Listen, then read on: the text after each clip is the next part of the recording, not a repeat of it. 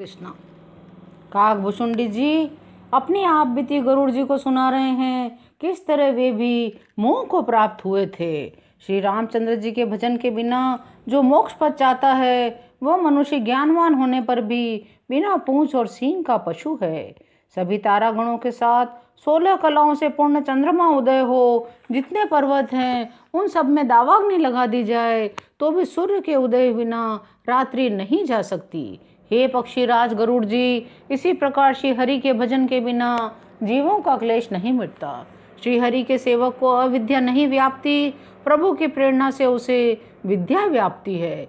हे पक्षी श्रेष्ठ, इसी से दास का नाश नहीं होता, भेद भक्ति बढ़ती है। श्री राम जी ने मुझे जब भ्रम से चकित देखा तो वे हंसे। वह विशेष चरित्र आप सुनिए। उस खेल का मर्म किसी ने नहीं जाना, न छोटे भाइयों ने, न माता पिता ने। वे श्याम शरीर, लाल लाल हथेली और चरण तल वाले बाल रूप श्री राम जी घुटने और हाथों के बल मुझे पकड़ने को दौड़े। हे सर्पों के शत्रु गरुड़ जी, तब मैं भाग चला। श्री राम जी ने मुझे पकड़ने के लिए भुजा फैलाई। मैं जैसे जैसे आकाश में दूर उड़ता वैसे वैसे ही श्री हरि की भुजा को अपने पास देखता था। मैं ब्रह्मलोक तक गया। उड़ते हुए मैंने पीछे देखा। श्री राम जी की भुजा में और मुझ में केवल 2 ही अंगुल का फर्क था। सातों आवरणों को भेद कर जहाँ तक मेरी गति थी वहाँ तक मैं गया, पर वहाँ भी प्रभु की भुजा को अपने पीछे देखकर मैं व्याकुल हो गया। जब मैं भयभीत हो गया तो मैंने आंखें मूंद ली। आंख खोलकर देखते ही अवधपुरी में पहुंच गया। मुझे देखकर श्री राम जी मुस्कुराने लगे। उनके हंसते ही मैं तुरंत उनके मुख में चला गया। हे पक्षीराज सुनिए, मैंने उनके पेट में बहुत से ब्रह्मांडों के समूह देखे। वहां उन ब्रह्मांडों में अनेकों विचित्र लोक थे जिनकी रचना एक से एक बढ़कर थी। करोड़ों ब्रह्मा जी, शिव जी, अनगिनत तारागण, सूर्य और चंद्रमा, अनगिनत लोकपाल, यम और काल, अनगिनत विशाल पर्वत और भूमि, असंख्य समुद्र, नदी, तालाब, वन, नाना प्रकार की सृष्टि का विस्तार देखा। देवता, मुनि, सिद्ध, नाग, मनुष्य, किन्नर, चारों प्रकार के जड़ और चेतन जीव देखे, जो कभी न देखा था न सुना था, जो मन में भी नहीं समा सकता था। वही सब अद्भुत सृष्टि मैंने श्री राम जी के मुख में देखी। मैं उसका किस तरह वर्णन करूं। मैं एक एक ब्रह्मांड में एक एक 100 वर्ष तक रहता। इस प्रकार मैंने अनेकों ब्रह्मांड देखिए।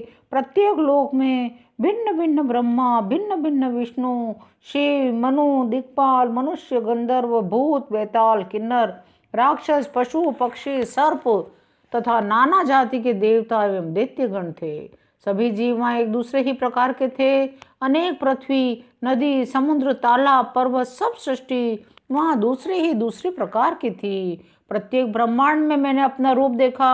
अनेकों अनुपम वस्तुएं देखी। प्रत्येक भुवन में अवधपुरी, भिन्न ही सरयू जी, भिन्न प्रकार के नर नारी थे।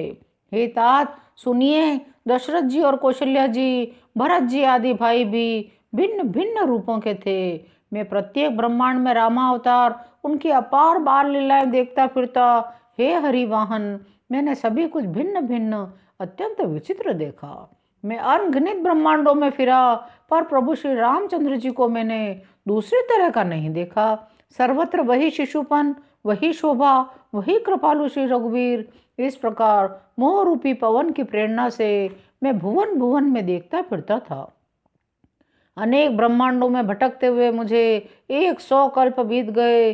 फिरता फिरता मैं अपने आश्रम में आया। कुछ काल वहां रहकर बिताया। फिर जब अपने प्रभु का अवधपुरी में अवतार सुना, तब प्रेम से परिपूर्ण होकर मैं हर्षपूर्वक उठ दौड़ा। जाकर मैंने जन्म महोत्सव देखा। श्री रामचंद्र जी के पेट में मैंने बहुत से जगत देखे। वहाँ फिर मैंने सुजान माया के कृपालु भगवान श्री राम को देखा। मैं बार बार विचार करता था। मेरी बुद्धि मोह रूपी कीचड़ से व्याप्त थी। यह सब मैंने 2 ही घड़ी में देखा। मन में विशेष मोह होने से मैं थक गया। मुझे व्याकुल देखकर कृपालु श्री रघुवीर हंस दिए।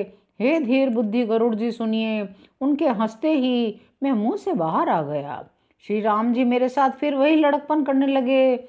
मैं असंख्य प्रकार से मन को समझाता था, पर शांति नहीं पाता था। ये बाल चरित्र देखकर, पेट के अंदर की देखी हुई प्रभुता का स्मरण कर मैं शरीर के सुध बुध भूल गया। हे आर्तजनों के रक्षक, रक्षा कीजिए पुकारता हुआ पृथ्वी पर गिर पड़ा। मुख से बात नहीं निकलती। तदनंतर प्रभु ने मुझे प्रेम विह्वल देखकर अपनी माया की प्रभुता को रोक लिया। प्रभु ने अपना कर कमल मेरे सिर पर रखा। दीन दयालु ने मेरा संपूर्ण दुख हर लिया। सेवकों को सुख देने वाले कृपा के समूह कृपामय श्री राम जी ने मुझे मोह से सर्वथा रहित कर दिया। उनके पहले वाली प्रभुता को विचार विचार कर मेरे मन में बड़ा भारी हर्ष हुआ। प्रभु की भक्त वत्सलता देखकर मेरे हृदय में बहुत ही प्रेम उत्पन्न हुआ। फिर मैंने आनंद से नेत्रों में जल भरकर उनकी बहुत प्रकार से विनती की। श्री राम जी बोले, हे काकभुशुंडी, तू मुझे अत्यंत प्रसन्न जानकर वर मांग। अणिमा आदि अष्ट सिद्धियां, दूसरी रिद्धियां, संपूर्ण सुखों की खान, मोक्ष, ज्ञान, विवेक, वैराग्य, विज्ञान, अनेकों गुण जो जगत में मुनियों के लिए भी दुर्लभ हैं, ये सब मैं आज तुझे दूंगा, इसमें संदेह नहीं। जो तेरे मन भावे सो मुझसे मांग ले। प्रभु के वचन सुनकर मैं बहुत ही प्रेम में भर गया। मन में अनुमान करने लगा, प्रभु ने सब सुखों के देने की बात कही, पर अपनी भक्ति देने की बात नहीं कही। भक्ति से रहित सब गुण और सब सुख वैसे ही फीके हैं जैसे नमक के बिना बहुत प्रकार के भोजन के पदार्थ। भजन से रहित सुख किस काम के। हे पक्षीराज, मैं विचार कर बोला, हे प्रभु, यदि आप प्रसन्न होकर मुझे वर देते हैं, मुझ पर कृपा और स्नेह करते हैं, तो हे स्वामी, मैं अपना मन भाया वर मांगता हूँ। आप उदार हैं, हृदय के भीतर की जानने वाले हैं। आपकी जिस प्रगाढ़ एवं विशुद्ध भक्ति को श्रुति और पुराण गाते हैं, जिसे योगेश्वर मुनि खोजते हैं, प्रभु की कृपा से कोई विरला ही जिसे पाता है। हे भक्तों के कल्प वृक्ष, हे शरणागत के हितकारी, हे कृपा सागर, दया करके मुझे अपनी वही भक्ति दीजिए। एवं मस्तु कहकर रघुवंश के स्वामी परम सुख देने वाले वचन बोले, हे काक सुन, तो स्वभाव से ही बुद्धिमान है, ऐसा वरदान कैसे न मांगता। तूने सब सुखों की खान भक्ति मांग ली। जगत में तेरे समान बड़भागी कोई नहीं है। वे मुनि जो जप और योग की अग्नि से शरीर जलाते रहते हैं, करोड़ों करोड़ों यत्न करके भी भक्ति को नहीं पाते, वही भक्ति तूने मांगी। तेरी चतुरता देखकर मैं रीझ गया। तेरी चतुरता मुझे बहुत ही अच्छी लगी। सुन, मेरी कृपा से अब समस्त शुभ गुण तेरे हृदय में बसेंगे। भक्ति, ज्ञान, विज्ञान, वैराग्य, योग, मेरी लीलाएं, उनके रहस्य तथा विभाग, इन सब के भेद को तू मेरी कृपा से ही जान जाएगा। तुझे साधन का कष्ट नहीं होगा। माया से उत्पन्न सब भ्रम अब तुझे नहीं व्यापेंगे। मुझे अनादि, अजन्मा, अगुण और गुणों की खान ब्रह्म जानना। हे काक सुन, मुझे भक्त निरंतर प्रिय है। मेरे चरणों में अटल प्रेम करना। मेरी सत्य सुगम वेद आदि के द्वारा अर्पित परम निर्मल वाणी सुन। मैं तुझको यह निज सिद्धांत सुनाता हूँ। मन में धारण कर, सब तज कर, मेरा भजन कर। ये सारा संसार मेरी माया से उत्पन्न है। इसमें अनेकों प्रकार के चराचर जीव हैं। वे सभी मुझे प्रिय हैं, क्योंकि मेरे द्वारा ही उत्पन्न किए हुए हैं। किंतु मनुष्य मुझको सबसे अधिक अच्छे लगते हैं। उन मनुष्यों में भी द्विजों में भी वेदों को कंठ में धारण करने वाले, उनमें भी वेदोक्त धर्म पर चलने वाले, उनमें भी वैराग्यवान मुझे प्रिय हैं। वैराग्यवानों में फिर ज्ञानी मुझे प्रिय हैं, और ज्ञानियों से भी अत्यंत प्रिय विज्ञानी हैं। विज्ञानियों से भी अति प्रिय मुझे अपने दास हैं, जिन्हें मेरी ही गति है, आश्रय है, कोई दूसरी आशा नहीं है। मैं तुझसे बार बार सत्य कहता हूँ, मुझे अपने सेवक के समान प्रिय कोई भी नहीं है। आज की कथा यहीं विराम लेती है। शेष अगले अंकों में। यदि आप श्री राम जी की कथा का आनंद लेना चाहते हैं तो चैनल को सब्सक्राइब कीजिए। धन्यवाद। जय श्री राम।